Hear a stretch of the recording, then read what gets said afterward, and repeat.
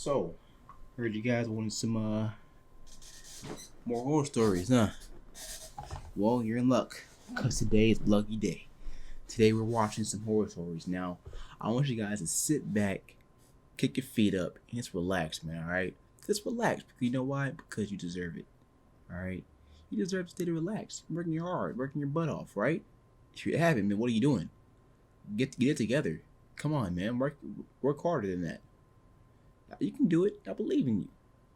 But, like I said, get something to drink, get a snack, get a Capri Sun, some Pop-Tarts, some chips, some cookies, make a sandwich, some cereal, whatever you want. I'll give you some time to do it right now. So you got about 20 seconds to do all this stuff. So go ahead and go.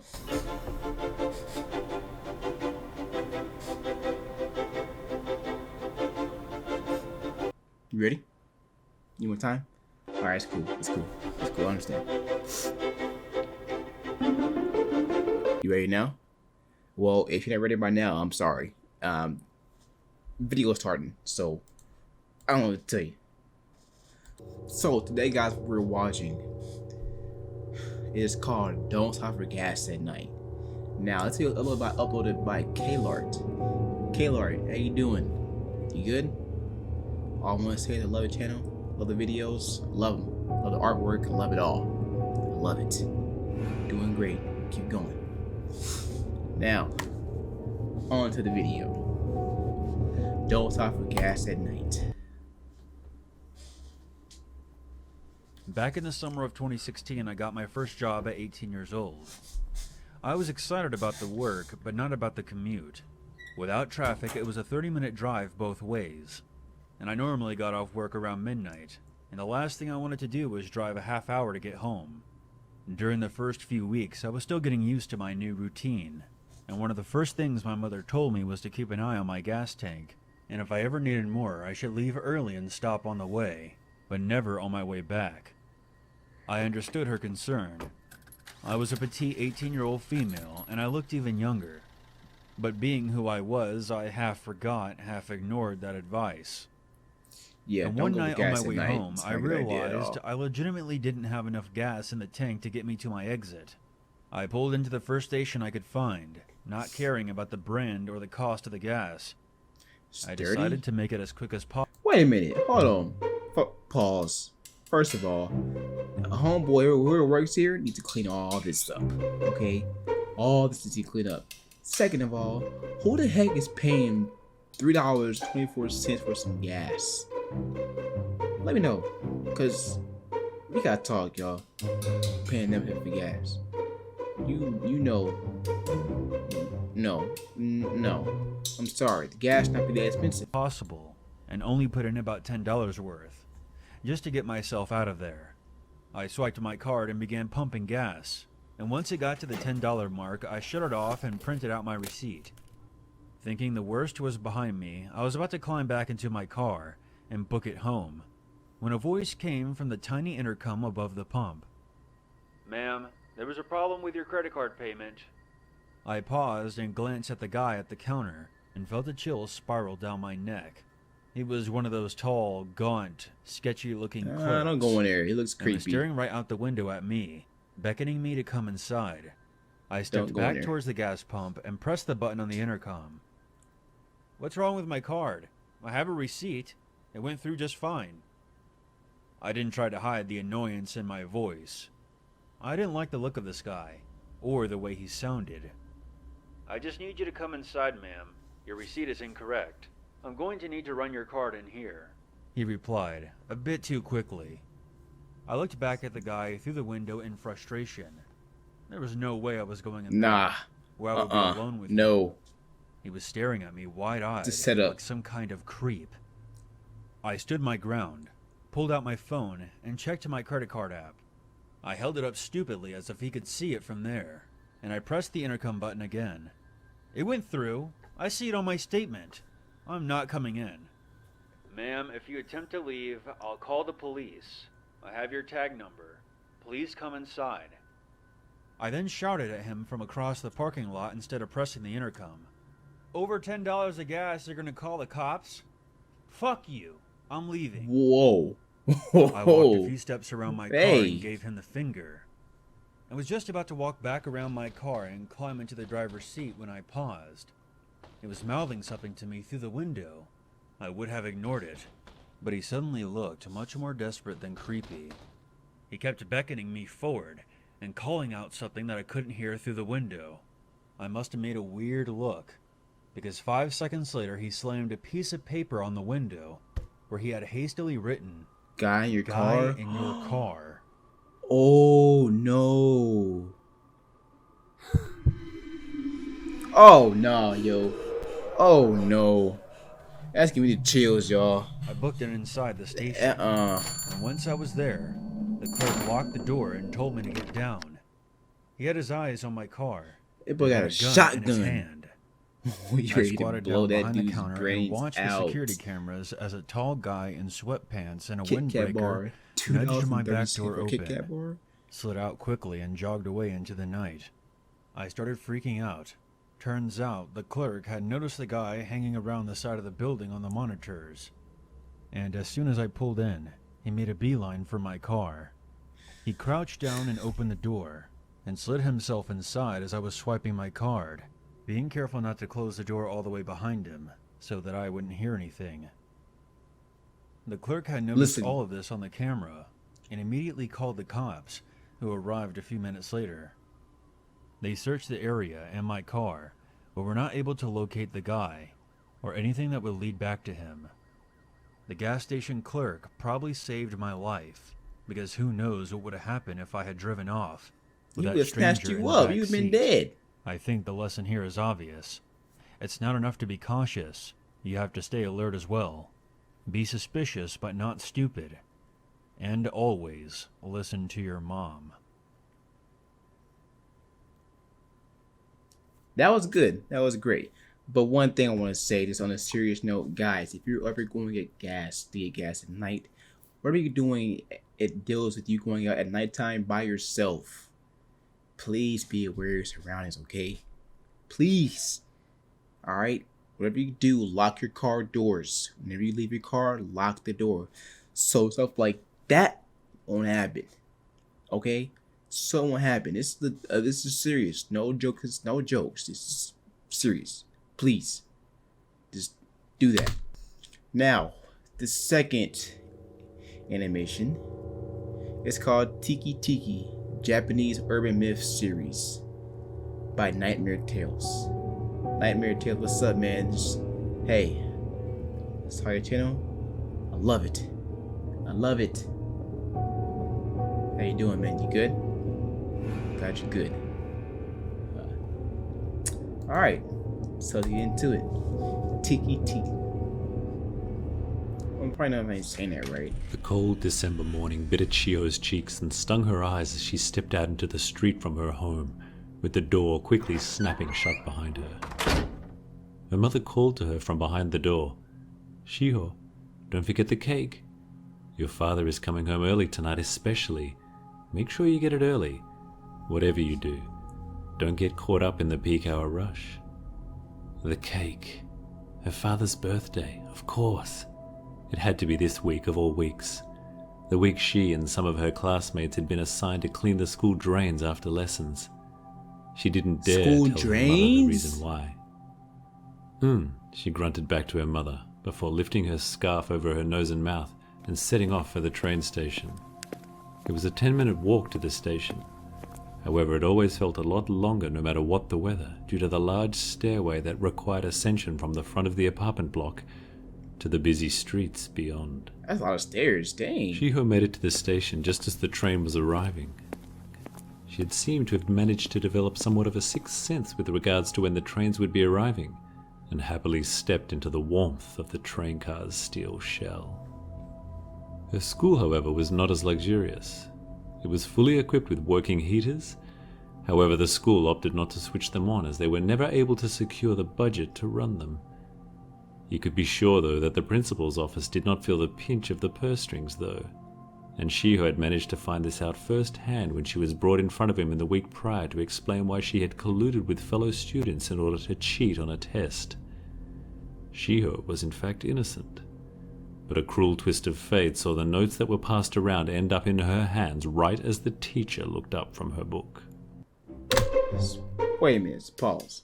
So she is cleaning the school drains because she got caught with a note that was someone passing the cheat on the test. What kind of sense does that make? If I was that teacher, why are you making her clean the school drains? You know what? She had no defense. Being the child of a Japanese mother and an American father already put her in a lower class among the eyes of the purest faculty. Plus, she was an average student at best, so the need to cheat was indefensible.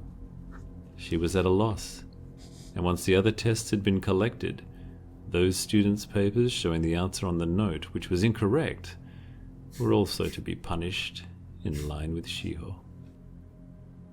At 3 p.m, lessons were adjourned and they got to work. Oh my gosh. It was hard and filthy work. The heavy concrete drain covers had to be dragged back, and then the drain walls and floor were scraped to remove the clammy, deep green muck that had been growing there over the summer. This was then shoveled into a bin to be dumped out later. From the very first cover, Shiho and her classmates were well and truly over this laborious task. And an hour in, tempers began to flare. It was getting dark, and the cold began to numb their fingers and toes. Kasu, one of the rougher boys in the class, snapped, and he screamed at Shiho that this was all her fault. He yelled that a pure-blood Japanese person would never have gotten them caught, so she should just do them all a favor and die. He punctuated this with a large shovel full of cold, dark scum, which exploded into her face and leached into her hair and clothes. No. The entire class erupted into a cacophony of laughter as she stood there in stunned silence, trying to process what had just happened. A feeling of pure rage overcame her, and she screamed out at the entire group before turning and running off into the darkness. Kasu shouted at her repeatedly to get back to work, and that this was her fault that they were here, until she was out of sight and long gone. She ran all the way to the train station and stood on the platform, crying, not caring about the myriad of disapproving looks she was garnering from all around her. She just wanted to get home and get into a nice hot bath. People gave her a wide berth, which she thought was just great. Perhaps she would even get an entire train car to herself. Then she remembered the cake. Her mother's words about avoiding peak hour echoed in her head. However, she had no choice. It was either return home with it or return home without it, ruin her father's birthday, and explain the events that contributed to the reasons why. She tidied herself up in the train station toilet as best she could, and then went to collect the cake. The cake shop owner asked her to stand outside as she went to get her the cake, Shiho getting zero sympathy from the owner. By the time she had made her way back to the station platform, the entire area was ridiculously crowded. Perfect, she thought. Of course, this day had to turn out in every way I could have possibly imagined I didn't want it to. Her fellow commuters, also tired and impatient from their own taxing time in their own small world, made it very clear to Shiho that she reeked of a foul odor and needed to keep away from them. On the platform, she was bustled around repeatedly, and she was mindful of not losing her balance or crushing the cake. It was all for naught though, for as the train approached, the crush of humans had pushed her right to the edge, and with no hands free to hold on to anything or anyone, she fell right into the path of the oncoming train. The driver slammed the brakes to full, and the tunnel was filled with the ear-piercing shriek of steel on steel as her body was barreled underneath the train and sliced in half. Oh my gosh. Everything then fell silent for Shiho. Her parents were devastated. Their only child, gone forever, and from this loss, they never truly recovered. Her school friends, however, got over the loss very quickly. In fact, not even a day had passed before jokes began to circulate about her death. Things like, she's not half the girl she used to be, and her funeral is probably 50% off. All very cruel, and all way too soon. They were never her They, friends. however, all thought it was hilarious. Wow, dude. Their last day on Earth, though, was spent finishing off the last of the drain cleaning before they all headed off to the station to catch the train home. They had finished quite late, and by this time the station was deserted, or so they thought. As they sat in silence, exhausted from the afternoon's labor, a chilling teke-teke sound echoed through the tunnel and made them all turn to each other in shock. "What the hell was that?" one of the boys asked. "No idea," another said. Then they heard it again. "It's coming from over there," one of the girls screamed as she pointed off into the darkness. Again, the sound became even clearer as the features of the silhouette they were fixated on slowly came into view. It was Shiho, and she was dragging herself along the ground with a huge scythe in her hands. The students tried to run, but Shiho was too fast as she launched herself at them and sliced each and every one of them in half as they screamed for their mothers to help them. It was a massacre. As they all lay there dying in a massive pool of blood, Shiho laughed and said, "So now you know how it feels to be half Japanese."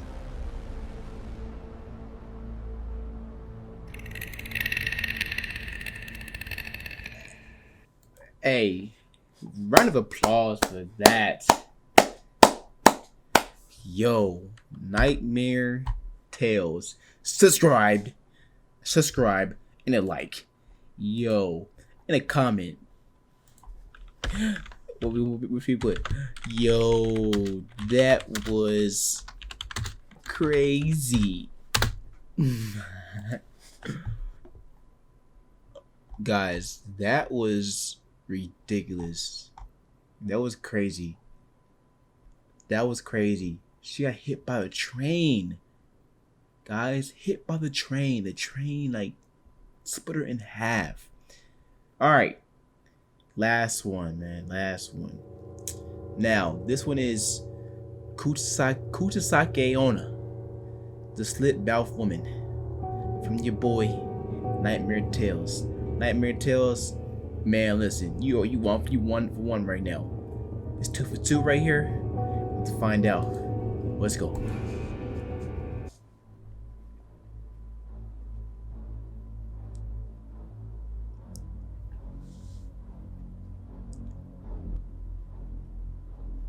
The legend of Kuchisakeonna, or slit-mouthed woman, dates back to Japan's Edo period between the 16 to 1800s. According to folklore, she was a human woman whose face was horrifically mutilated from being slashed through the mouth from ear to ear. Katana, that's her name? Some versions of the tale claim she was the adulterous wife or concubine of a proud samurai.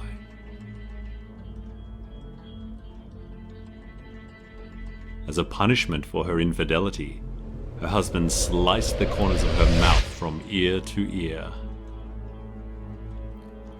Other versions of the tale include that her mouth was mutilated during a medical or dental procedure, that she was mutilated by a woman who was jealous of her beauty, or that her mouth is filled with numerous sharp teeth. Oh, that picture, man, that's kind of creepy. Creeps. After her death, the woman returned as a vengeful spirit, or onryo. As an onryo, she covers her mouth with a cloth mask, often specified as a surgical mask, or in some iterations, a hand fan or handkerchief. She also carries a sharp instrument with her, which has been described as a knife, a machete, a scythe, or a large pair of scissors. She is said to ask potential victims if they think she is attractive. If they answer no, she will kill them with her weapon. If they answer yes, she will reveal her mutilated mouth. Oh man. Once revealed, she then repeats her question with, "Even now?" If the individual responds with no or screams in fright, she will kill them with her weapon. If they respond with yes, she will slice the corners of their mouth from ear to ear to resemble her own disfigurement. What the heck? An individual can survive an encounter with Kuchisakeonna by using one of several methods. In some versions of the legend, Kuchisakeonna will leave the potential victim alone if they answer yes to both of her questions. Other survival tactics include replying to Kuchisakeonna's question by describing her appearance as average, giving the individual enough time to run away. Though in other versions, she will visit the individual's residence later that night and murder them in their sleep.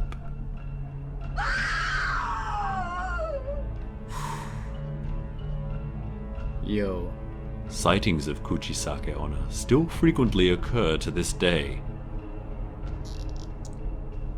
So take care, for you never know when you might encounter the slit I got the mouth chills, y'all. woman.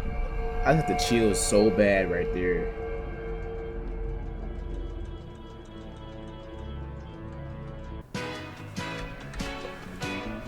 My man, Nightmare Tales is 2 for 2. This man is amazing. Okay? He is amazing. Like, for real, y'all. That man is amazing. But listen, guys. That's it for today, alright? That's it for today. Whew. My boy. Nightmare Tales and Kaylart. Y'all are the GOATs. For real.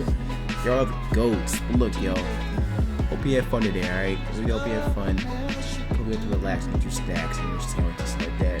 Drink your juices. Whatever you got. Hope you enjoy it. Now, I have to go. So, we'll see you guys tomorrow. This is day 4 of the challenge. Doing pretty good. I'm proud of myself and proud of you guys too for tuning in. So once again, thank you for the love and support. I appreciate it. And I will see you guys tomorrow, alright? I hope you have a good day. Stay blessed. And I'm out.